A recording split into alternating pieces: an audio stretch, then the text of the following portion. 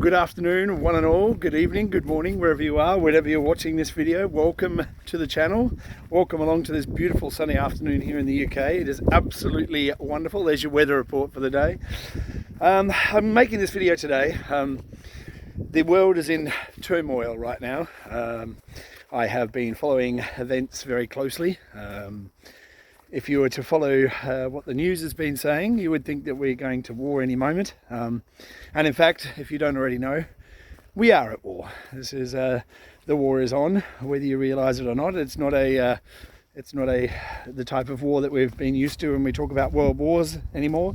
This is the new war. This is the new type of war, which is all done through computers, through hacking, through through computers. So you could hurt other countries' economies financially through different mechanisms, for like sanctions and what have you, things like that. Or you could hurt them, like the Chinese government, for instance, that's heavily invested in Bitcoin, through the mining and what have you that's happening over in China.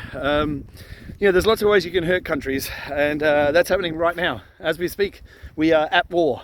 So you need to understand we are at war. I also need you to understand that this is not going to be a war with bombs and bullets, that you and I are going to have to go and fight on the front line.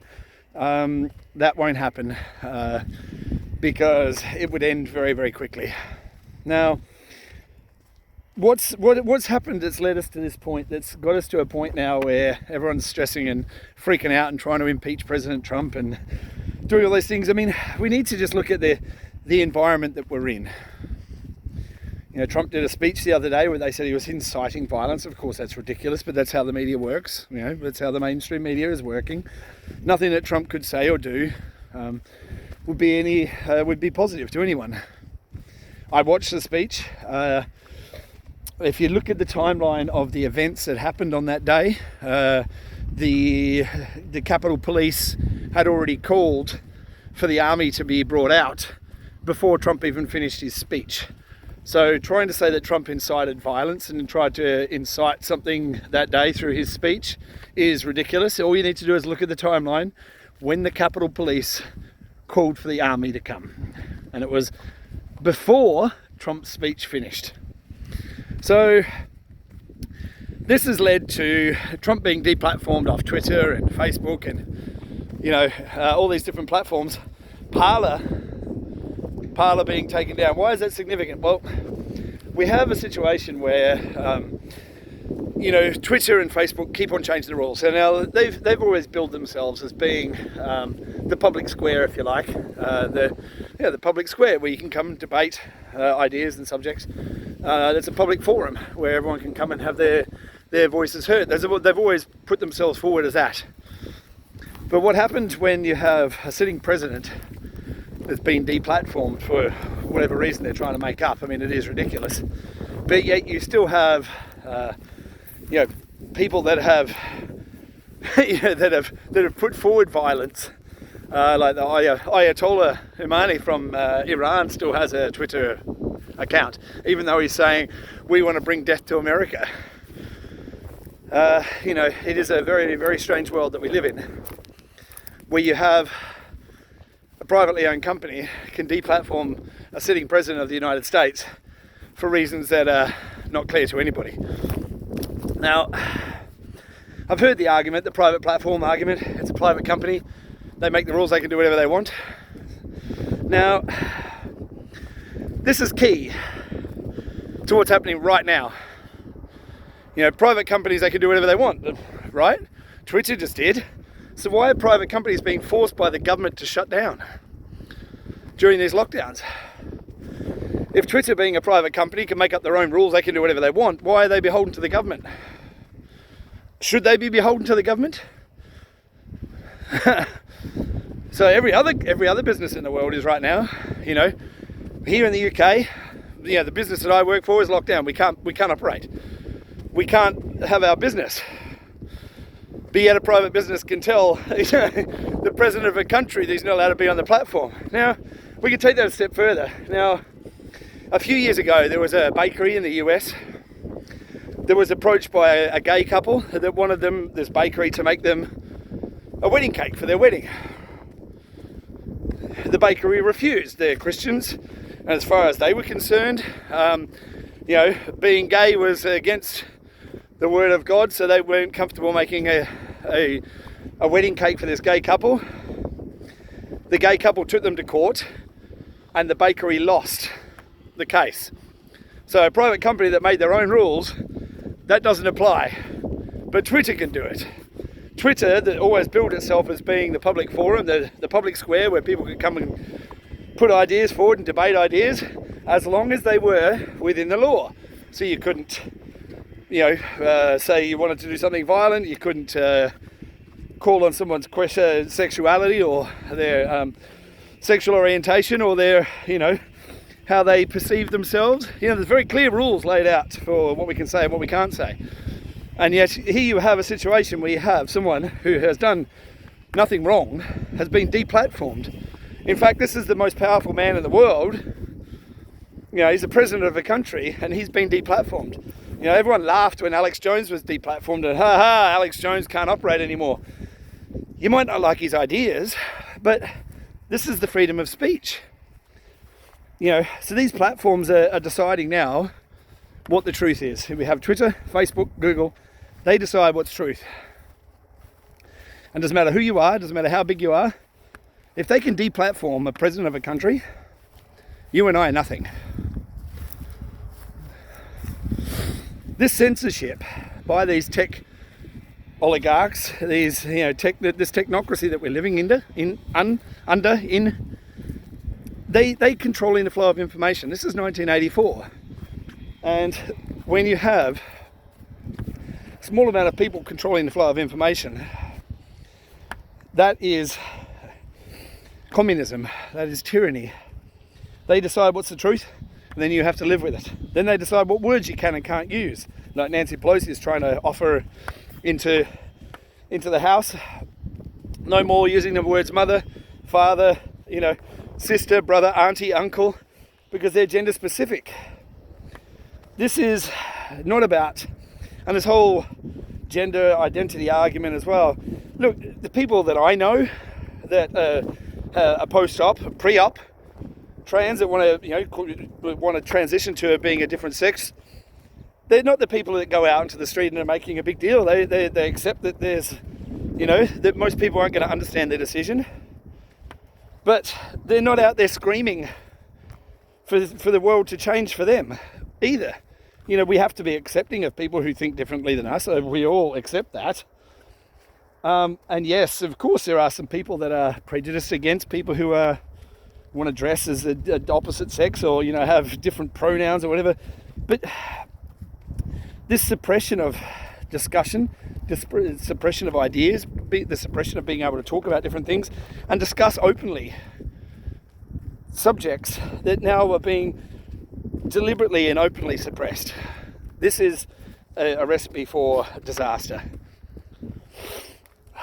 So how do we get out of this? What chance do you and I have, the average person, in a world where the information suppression is so vast? How can we possibly know what the truth is? We're drifting through the world with so many things happening where, there's information about, certain high-ranking people within governments and industry that are no longer in the public eye. No one knows where Hillary is anymore, or Bill. Nancy Pelosi's missing, strangely. Mike Pence is missing. So is Donald Trump.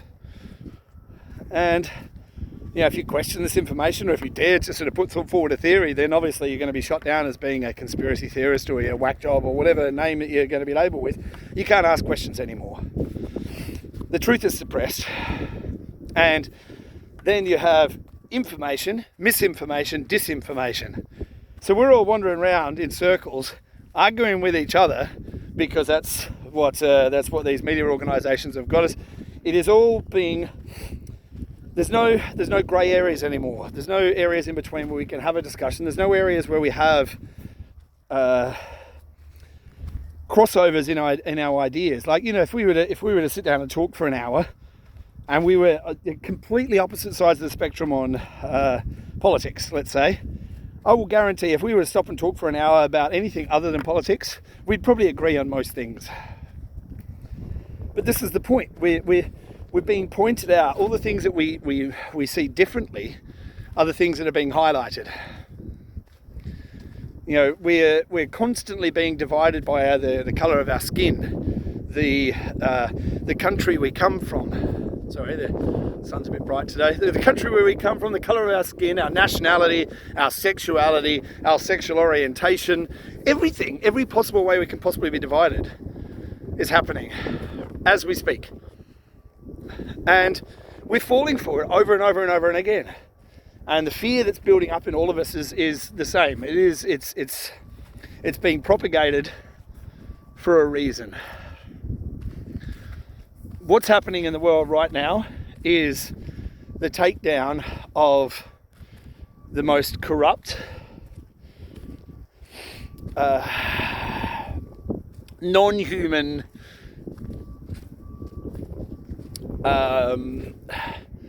enslaving entities that we've had sitting over us for generations. The way that our money is created enslaves us, which means that we constantly have to work, which means we can never escape. You know, inflation is a constant, you know, it's another tax that we don't even see. Everything that we look around and we see, or not here, I mean, look at it. Look where we are, it's beautiful. You know, blue skies, you know, dirt. It's a lovely world that we live in. But we've constantly got this fear of all these things that could happen to us. And, you know, what does it leave us with? It leaves us, you know, just broken and tired and overwhelmed and living in a life where we're just constantly existing, surviving. And for what? You know, I've been a chef most of my life. 33 years now I've been a chef.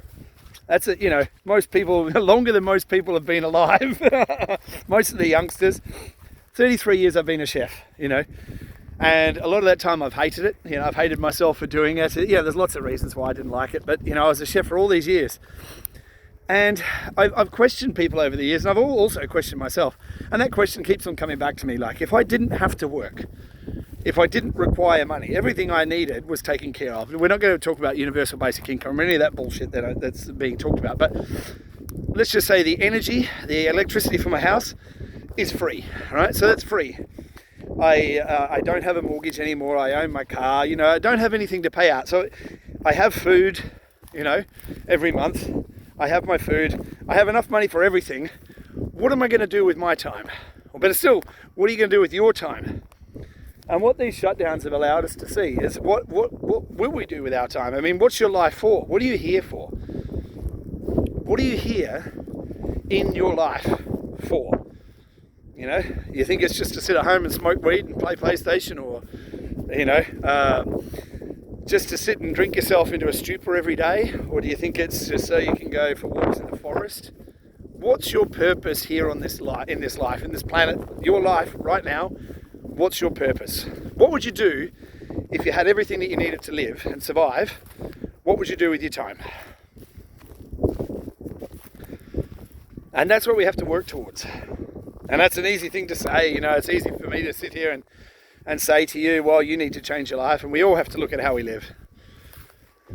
I'm examining, you know, I have been for a long, long time about what I want to do. I've got a very clear plan about what I want to do. I've invested everything I own into what I think the future holds, which is digital assets. I've told you about those before. I've spoken about my holdings. I have Cardano, I have XRP, I have Tron, I have HBAR, I have HOT, which is Holochain.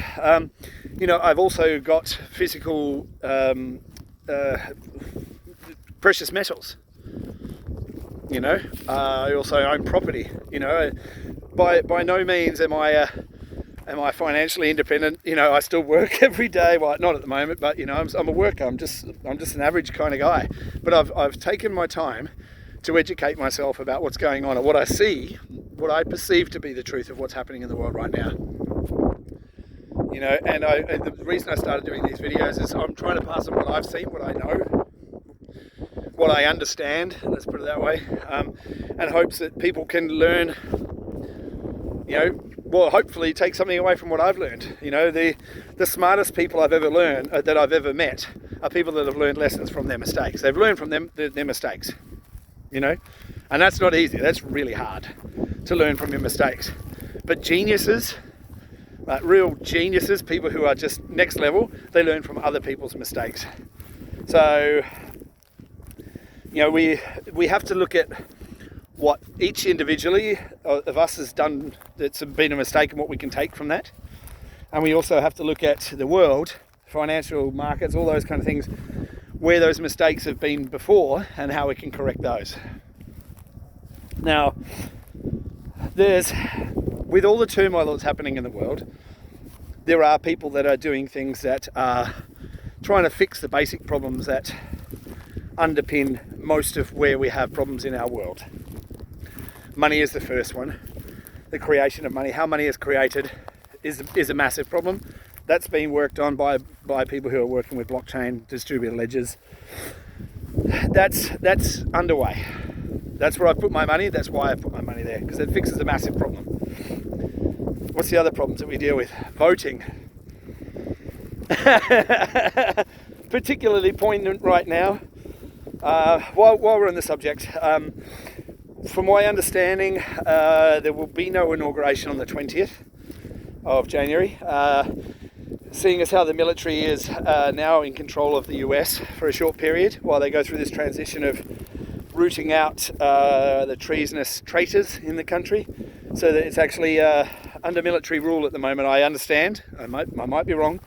And then once it's all done, Trump will take power for a short period while there's another election that's being put together that people can believe in the type of an election that people could not be hacked, let's put it that way, that I understand is underpinned by blockchain as well. That's my understanding. And then, you know, look at the other issues that we face, and people are dealing with this. You know, how we generate our electricity. That is happening as we speak. How we generate our electricity. There will be free energy generation devices that will be unveiled in the next few years. So how we produce our electricity, how we deal with waste, all these problems you don't hear about, that people are actually working on solutions for them. But they are. The world is not lost. The world is wonderful, and there are very, very smart people in this world that are doing incredible things. That even if you don't hear about it, so all you're hearing about at the moment is fear, doubt, worry, war, and we are at war. But the end of this war will mean the liberation of everyone on this planet, if you want to call it that. So the message today is just don't fear. There are wonderful things happening. There's also a lot of terrible things that have happened up until now that have led us to this point where we can talk about things in the way that we do. There will be some turmoil in the next couple of weeks. There may be a shutdown of social media. Maybe part of the internet, maybe all of the internet will go down for a short period of time while they're rooting out the bigger issues. But I want to leave you with something very poignant for right now as well. So you have Amazon, you have Google, you have Apple. You know, they've taken out Parler, an app that they won't allow on their site anymore. The servers have shut down the site as well. So if it's possible to deplatform a company, an app, a group, a person from the internet, why do we still have child porn?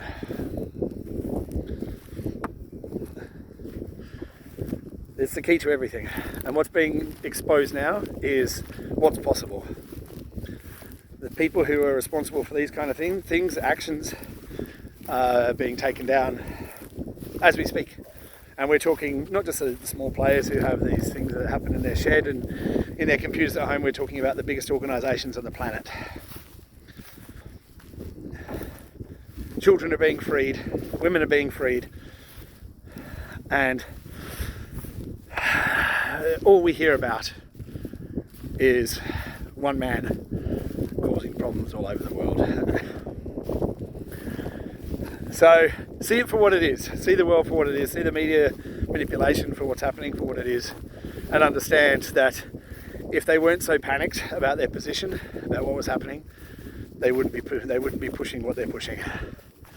It's the end of the days for them, for this system, for their systems that they've created to enslave us. It's the end of those days. We're coming to an end, and when one system collapses, an enslavement system, we're going to come out the other side, and we have to ask ourselves those important questions like, what am I going to do with my life?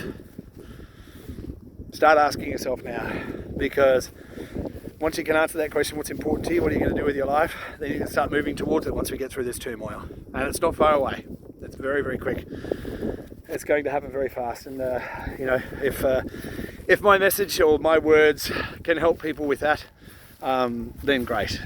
I hope you like what I'm doing. If you do, hit the like button. It helps with the promotion of the channel. It's growing every day, which I'm so pleased with. I never thought there'd be this many people that were interested in something that I had to say, but I really appreciate you all being here. And just keep your head high, keep a smile in denial. Everything's going to work out just fine. And watch for the crumbling of the systems that we know that will be happening in very short order. All right, take care of each other, take care of yourselves. Love you all.